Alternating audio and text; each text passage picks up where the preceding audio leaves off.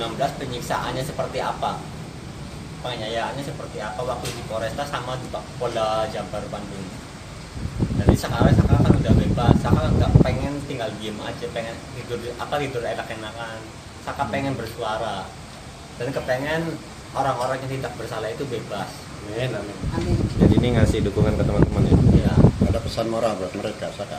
ya pesannya cuma satu, nggak usah takut dan katakan apa yang mereka rasakan waktu 2016 dan posisi dia itu di mana sama siapa gitu kan. Yang penting semangat terus, nggak usah takut sama oknum-oknum. Ini kan Ini baru pertama ketemu tak sama teman-teman. Sekarang baru pertama. Baru pertama. Ya. Setelah Dari tahun 2020 keluar belum pernah kesini. Bawa oleh Sakal. Saya sebenarnya janjian kemarin saat komunikasi bahwa tanggal 4 besok kan sidang pertama ya. Ya tentunya kita memberikan masukan kekuatan untuk persiapan dalam rangka sidang pertama peninjauan kembali 6 terdakwa dan saat ini kita nanti mendaftarkan 1 Sudirman PK di PN Cirebon. Itu aja kalau saat ini biasa aja, kunjungan biasa, persiapan untuk sidang tanggal 4. akan menemui siapa aja Pak di dalamnya Pak? Kalau yang saya ini si Jaya sama Eko sama Rivaldi paling. Kita kebetulan ingin ada yang itu mungkin.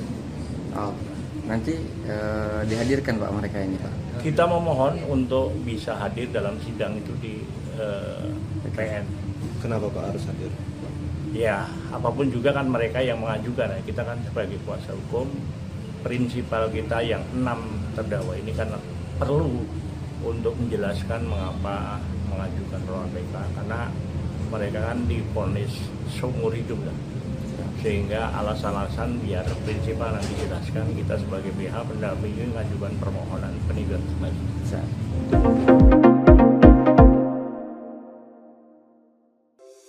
Di antara banyak sumber informasi, kami layak dipercaya. Karena kami menggali lebih dalam,